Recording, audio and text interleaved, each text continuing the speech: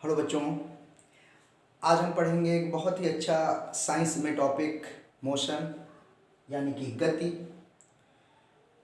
तो चलिए गति को हम कुछ उदाहरणों से समझते हैं कि आखिर गति किसे कहते हैं। बेटा, हम अपने दैनिक जीवन में बहुत सी वस्तुओं को देखते होंगे, लेकिन शायद उनमें अगर विचार किया जाए तो हमको कुछ ना कुछ फैक्ट निकलकर सामने मिलेंगे। सपोज करें बेटा, आप अगर किसी एक व्यक्ति को देख रहे हो,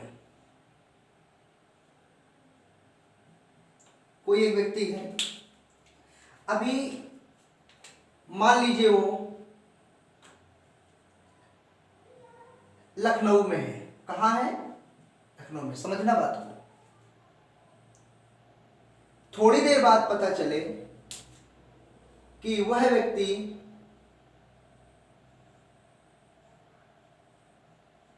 कानपुर पहुंच गया। फिर कुछ समय बाद पता चले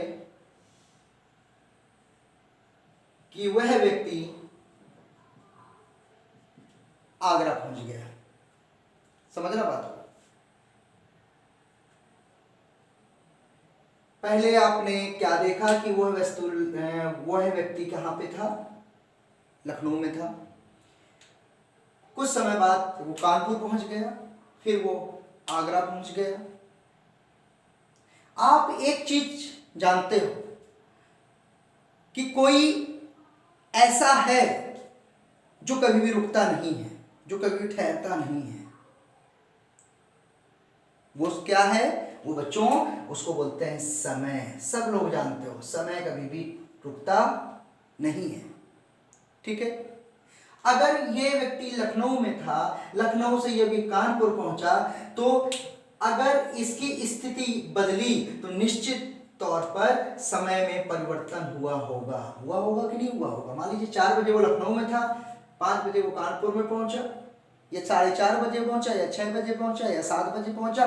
मेरे कहने का सीधे सा मतलब है, अगर यहाँ पर टाइम कुछ था तो यहाँ पर टाइम कुछ दूसरा होगा। क्लियर? अगर यहाँ 4 थे तो यहाँ चाहे 4:15 ही हो, इसमें परिवर्तन हुआ होगा ना। अब एक चीज बताओ मुझे, ये व्यक्ति लखनऊ से कानपुर पहुंचा, तो कानपुर तक पहुंचने में किसी ना किसी कारण का रहना जरूरी होगा, कोई ना कोई कारण रहा होगा।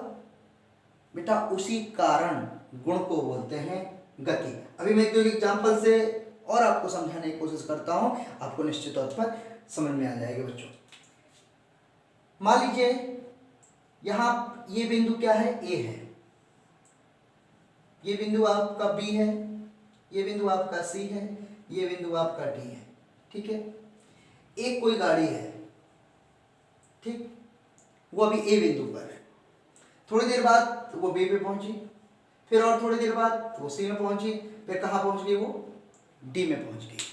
आप देखो, एक चीज तो निरंतर बदल रहा है, समय हमेशा बदलेगा। समय जो है वो बदल रहा है, लेकिन समय के बदलने के साथ साथ यहां पर वस्तु की स्थिति भी बदली कि नहीं बदली? तो जब बेटा समय के सापेक्ष किसी वस्तु की स्थिति बदलती है तो उस वस्तु को गतिशील वस्तु कहा जाता है। क्या कहा जाता है? उस वस्तु को गतिशील वस्तु कहा जाता है। और जिस गुण के कारण इस वस्तु की स्थिति में बदलाव होता है, परिवर्तन होता है, उस गुण को गति बोलते हैं। उस गुण को क्या बोलते हैं बेटा? गति बोलते हैं। समझ में आया? यहां पर देखो, ये एक प्रकार की वस्तु थी, व्यक्ति ले लो या वस्तु ले लो, कुछ भी।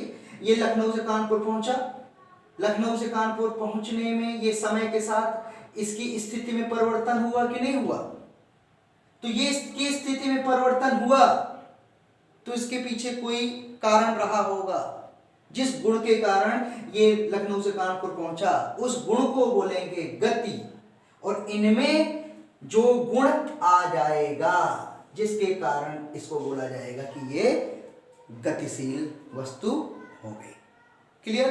अब अगर बेटा ये व्यक्ति अभी लखनऊ में है, ये व्यक्ति लखनऊ में है, आप थोड़ी देर बाद फोन लगाओ कि भाई कहाँ हो आप, पता चले फिर भी लखनऊ में, फिर लगाओ फोन, फिर भी पता चले लखनऊ में, यानी 4 बजे आपने फोन लगाया तो लखनऊ में था, 4:15 बजे लगाया तो लखनऊ में था, 4:30 बजे लगाया तो लखनऊ में था।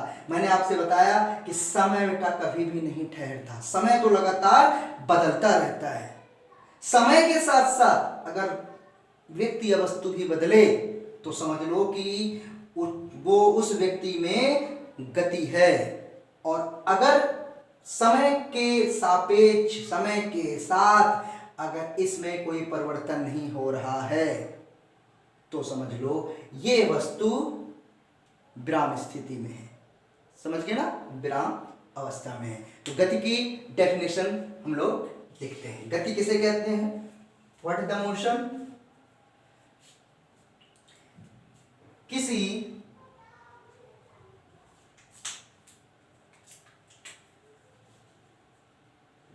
यदि किसी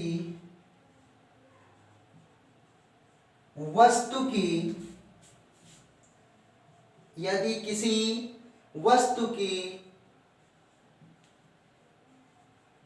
स्थिति में समय के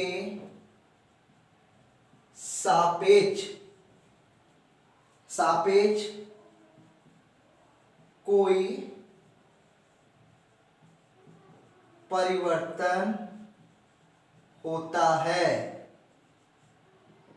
यदि किसी वस्तु की स्थिति में समय के सापेक्ष यानी कि समय के बदलने पर उस वस्तु की स्थिति भी बदले तब वह वस्तु गतिशील कहलाती है। क्या कहलाती है बेटा? वह वस्तु क्या कहलाती है? गतिशील कहलाती है। तथा जिस गुण के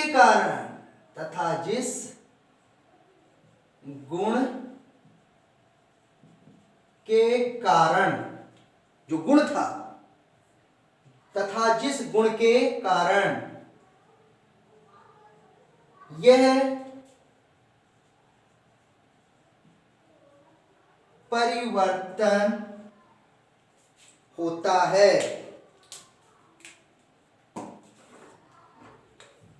यह परिवर्तन होता है, उसे मार्कर डिस्टर्ब कर रहा है बीच में बेटा, अभी मैं इनके डालूंगा। उसे गति कहते हैं।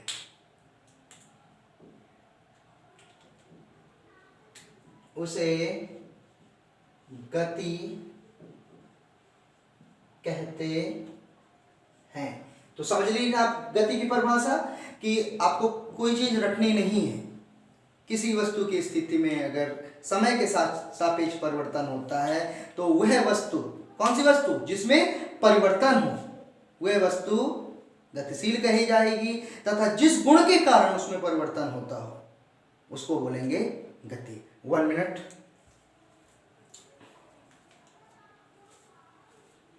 तो उसको क्या बोलेंगे बेटा? गति। अब हम आगे वस्तु की विराम स्थिति के विषय में जाते हैं।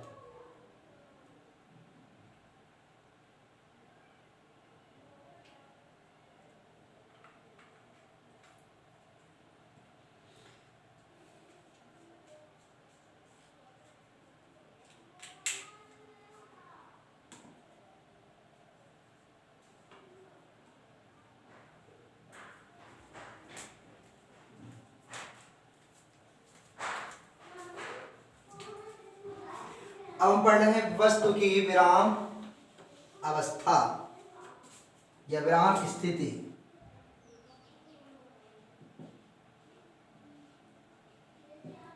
वस्तु की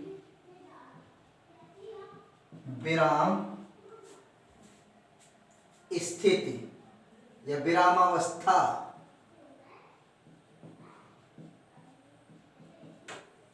देखो मैंने आपको बताया था, अभी एक एग्जांपल दिया था कि अगर कोई व्यक्ति लखनऊ में है और वो आधा घंटे तक लखनऊ में रहेगा तो उस समय के सापेक्ष उसमें परिवर्तन नहीं हुआ, तुम क्या कहेंगे कि वो वस्तु विराम अवस्था में है। तुम क्या लिखेंगे, यदि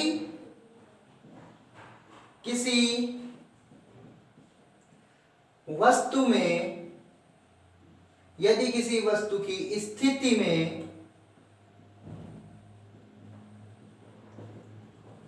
में समय के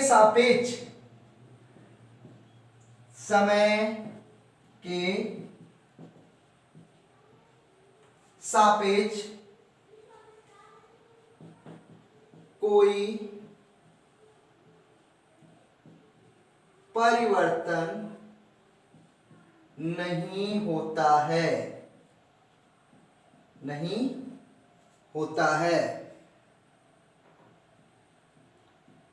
तब वह वस्तु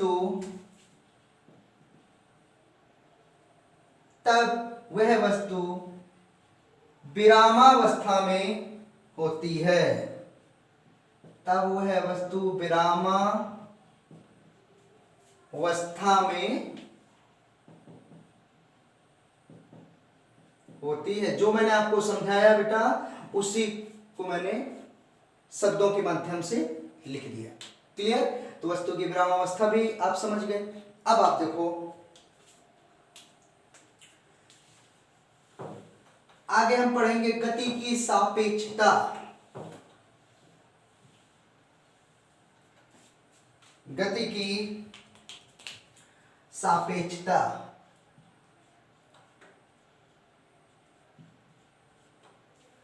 गति की सापेक्षता।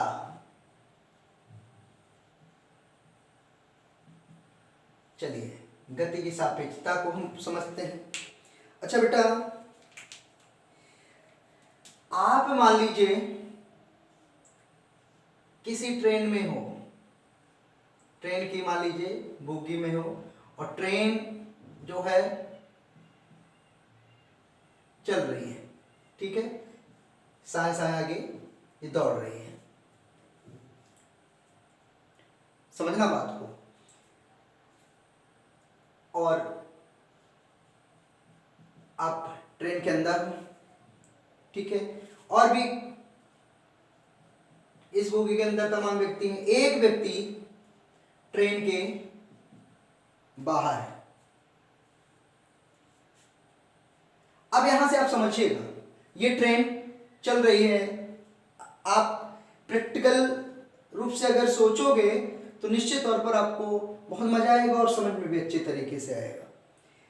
अगर आप चलती ट्रेन में अपने अंदर के व्यक्ति जो आपके अगल बगल बैठा हो, यानी उस बोगी में जो उपस्थित हो, उसको देखोगे तो आपको लगेगा ये चुपचाप बैठा है, यानी कि उसमें कोई आपको गति नजर नहीं आएगी, आपको वो विरामावस्था में लगेगा। और अगर बोगी के अंदर वाला ही व्यक्ति आपको दिखेगा तो आप भी उसे विरामावस्था में नजर आओगे। लेकिन कंडीशन देखिएगा, अगर आपने खिड़की के बाहर इस व्यक्ति को देखा, आप दौड़ रहे हो, आपकी ट्रेन चल रही है, आप अगर इस व्यक्ति को देखोगे तो इस व्यक्ति में आपको गति नजर आएगी।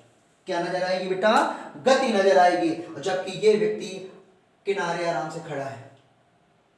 अब दूसरी तरफ से देखिएगा, अगर ये व्यक्ति अपने पास के किसी दूसरे व्यक्ति को देखता है तो इसके सापेक्ष ये स्थिर है, इसके सापेक्ष ये स्थिर है। लेकिन जब ये दोनों व्यक्ति इन दोनों को देखेंगे तो इनमें गति नजर आएगी। गति नजर की नहीं, यानी कि आपके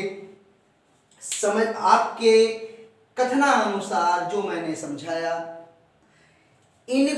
इन व्यक्तियों को अगर हम देखें तो एक दूसरे के सापेक्ष ये स्थिर अवस्था में होंगे, लेकिन ट्रेन के अंदर व्यक्तियों के सापेक्ष ये गति अवस्था में होंगे। यही कंडीशन इनमें लागू होगी। यानी कि अगर देखें तो इनमें और इनमें, ये दोनों कंडीशनों में आपको गति अवस्था और विराम अवस्था दोनों साथ साथ मिल रही है। कहने का मतलब अगर ये इनको देख रहे हैं तो ये गति अवस्था में नजर आ रहे हैं, ये आपस में एक दूसरे को देख रहे हैं तो स्थिर है ये। इसी प्रकार से जब ये एक दूसरे को देख रहे हैं तो स्थिर है, और ये इनको देख रहे हैं तो ये गति नजर आ रहे हैं। समझ में आ गया ना? तो दोनों व्यक्ति ये गति अवस्था और विराम अवस्था में है, और ये भी गति अवस्था और विराम अवस्था में है, तो इसी को बोलते हैं गति की सापेक्षता। तो हम क्या लिखेंगे?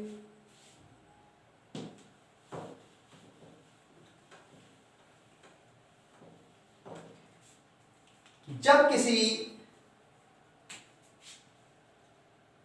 या जब कोई वस्तु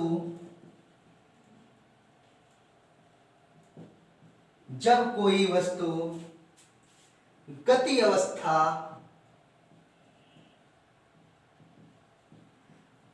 एवं विराम अवस्था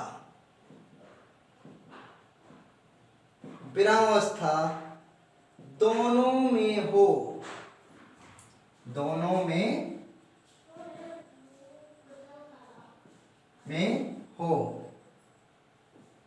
तब उसे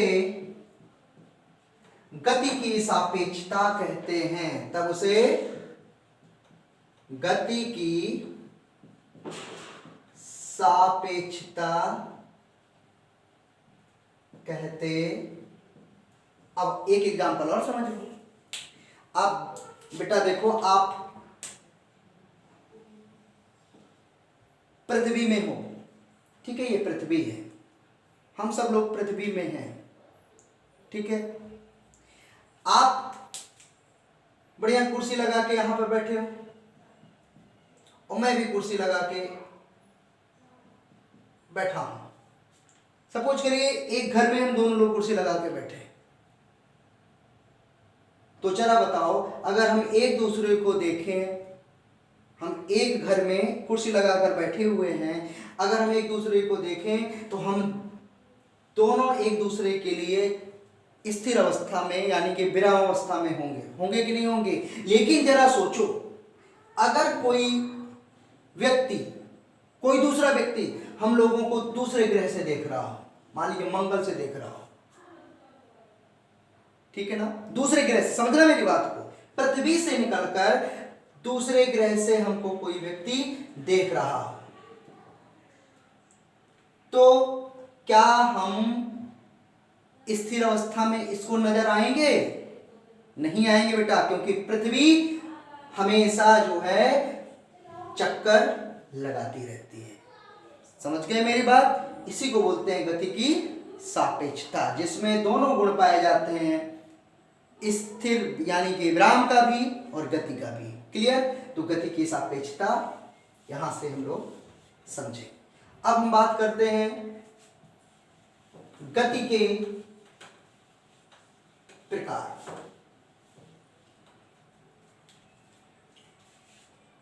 गति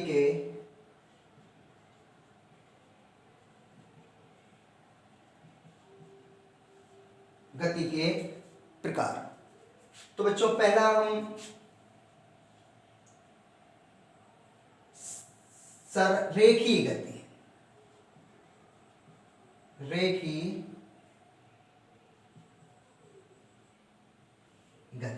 जरा समझ लो। रेखीय गति बेटा ध्यान देना, ये बॉल है, ठीक है, दिखाई पड़ रहा है ना, ये बॉल है, देखना ऊपर से फेंका आपने, फिर से ध्यान दीजिएगा, ऊपर से फेंका, तो यहां से यहां तक आने में इसने दूरी तय की ना दूरी। अब ध्यान देना, ये दूरी तय की, जब मैंने बॉल को फेंका तो ये बॉल का रास्ता क्या था? ये रास्ता ना एक सीधा रास्ता था कि बॉल ऐसे ऐसे ऐसे घूमते घूमते आई, सीधी आई ना। तो यानी कि जब कोई वस्तु जब कोई वस्तु एक सीधी और सरल रेखा में गति करती है तो उस गति को बोलते हैं रेखीय गति। तो चलिए हम लिखते हैं, जब कोई वस्तु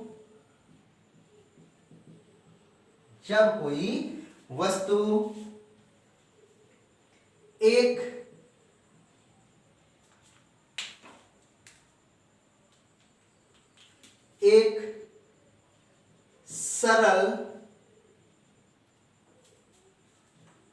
सरल एवं सीधी रेखा में गति करे। जब कोई वस्तु एक सरल एवं सीधी रेखा में गति करती है, रेखा में गति करती है,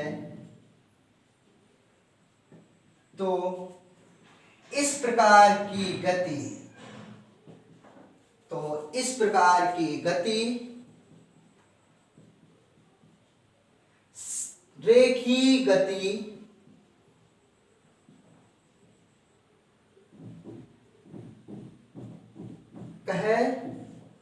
कहलाती है।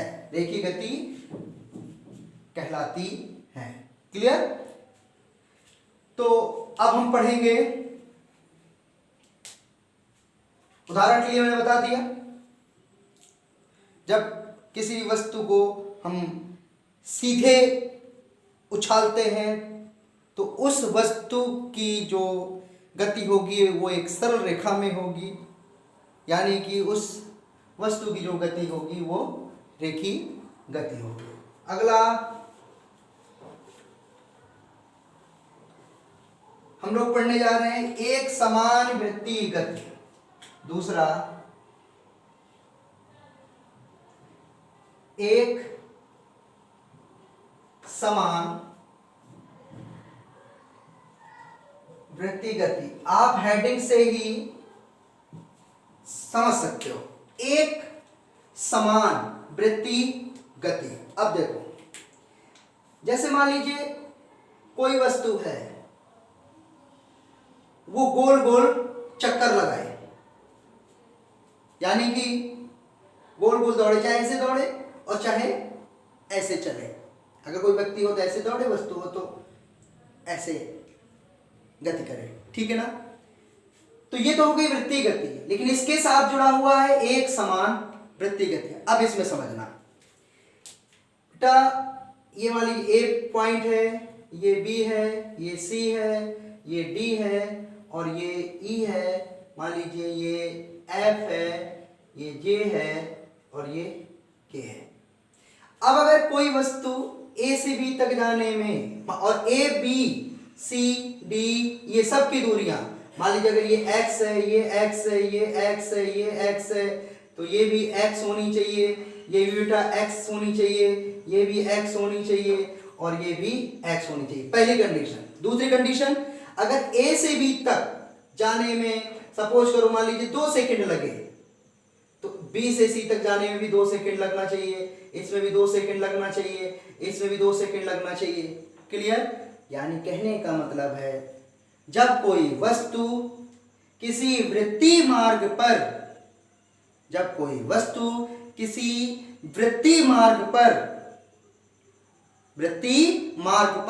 समान समयांतराल में, समान, देखो इसका समयांतराल समान है कि नहीं है, तो समान समयांतराल में समान दूरी तय करे तो वह गति एक समान वृत्तीय गति कहलाती है। समझ में आ गया ना बेटा?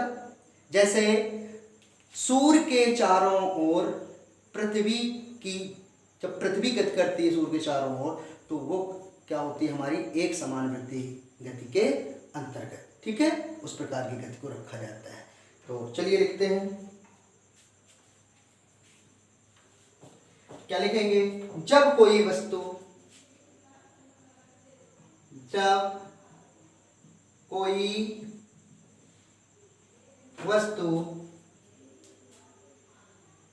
किसी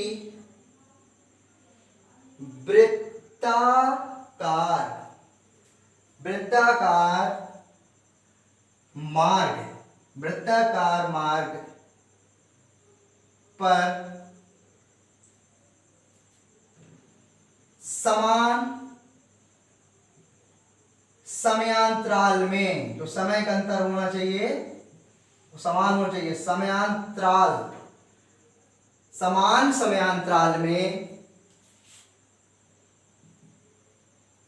समान दूरी तय करे, समान दूरी तय करे, तो इस प्रकार की गति, इस प्रकार की गति एक समान वृत्तीय गति कहलाती है, एक समान वृत्तीय गति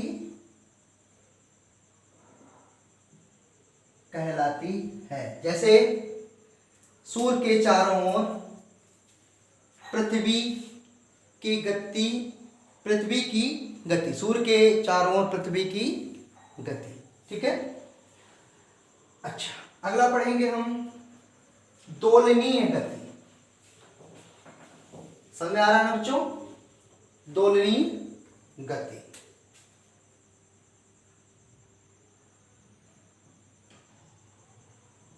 दोलनीय गति।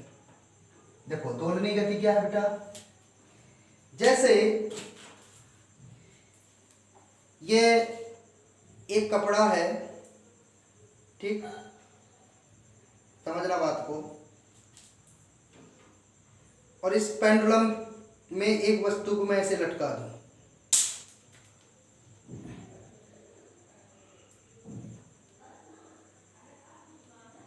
ये 1 मिनट टाइम देना,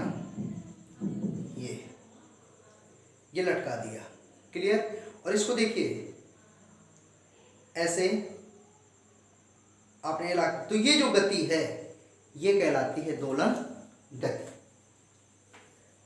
तो ऐसे भी आप समझ लो, जैसे जो मैंने प्रैक्टिकल बताया आपको, एक धागे में एक बॉल को कहीं ऐसे बांध दो और इसको आप ऐसे खींचो, तो जब इसको ऐसे खींचोगे तो ये कैसे गति करेगी? ऐसे तो गति करेगी कि नहीं करेगी? अपने ये एक निश्चित बिंदु से इधर उधर ऊपर नीचे गति करेगी, इसी गति को बोलते हैं दोलन गति। तो चलिए इसको भी हम लिख लेते हैं। जब कोई वस्तु, जब कोई वस्तु अपनी स्थिति से, उसकी स्थिति क्या थी? ये थी ना, अपनी स्थिति से इधर उधर या ऊपर नीचे, ऊपर नीचे, देखो आप, ऊपर जाती है वस्तु, नीचे आती है, फिर ऊपर जाती है, फिर नीचे आती है। तो जब कोई वस्तु अपनी स्थिति से इधर उधर या ऊपर नीचे गति करे या करती है, तो इस प्रकार की गति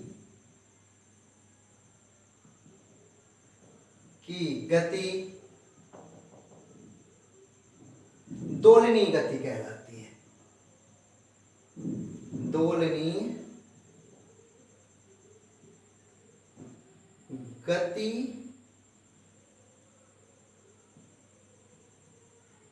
कहलाती है, ठीक है। अब आगे हम पढ़ने जा रहे हैं अनियमित गति।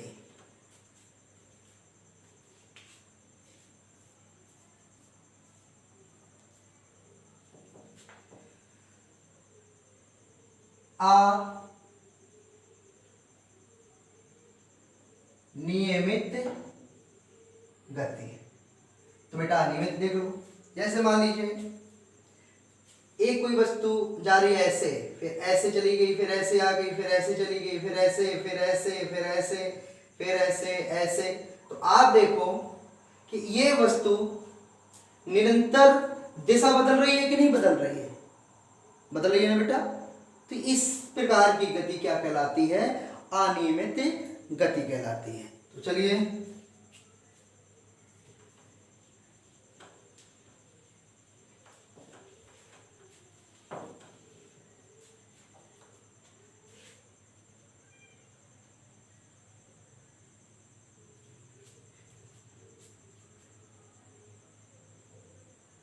जब कोई वस्तु,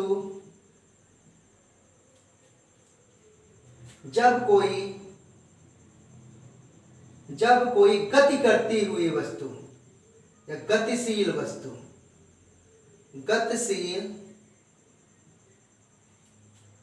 जब कोई गतिशील वस्तु अपनी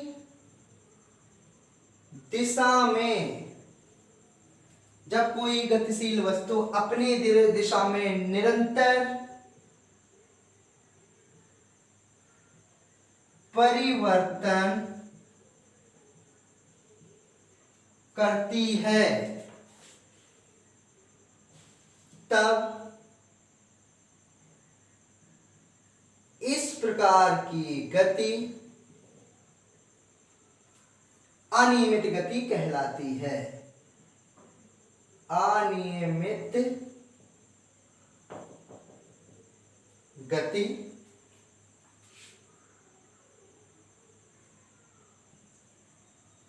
कहलाती है। ठीक है, अगला एग्जाम्पल देखो आप, प्रकार घूर्णन गति या वक्री गति।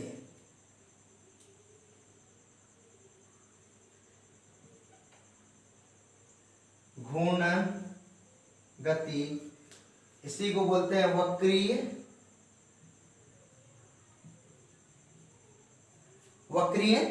गति बच्चों। तो देखिए, जब कोई गतिशील वस्तु का पथ वक्री हो, ऐसे होता है ना, ये वक्री, जैसे लट्टू को आप ऐसे घुमाते हो तो ऐसे ऐसे ऐसे ऐसे ऐसे ऐसे ऐसे ऐसे घूमता रहता है, समझ रहे हो ना। तो वो उस प्रकार की गति क्या होती है? हमारी वक्री गति या घूर्णन गति। तो चलो इसको भी हम लिख लें।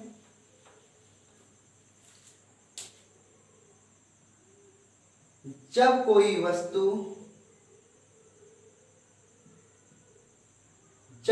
वस्तु वक्री मार्ग पर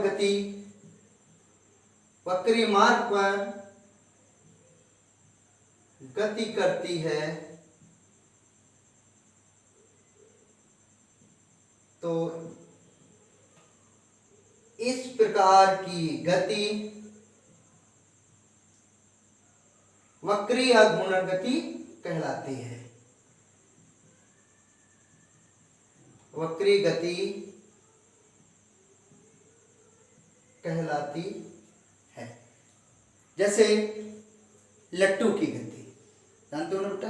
तो आज आशा करता हूं कि आप लोगों को ये कौन सा टाइप था गति का, 5वां, ये आप लोगों को समझ में आ गया होगा, छोटी छोटी डेफिनेशन गति के बारे में। तो चलिए मिलते हैं अगले वीडियो में, तब तक के लिए शुभ रात्रि।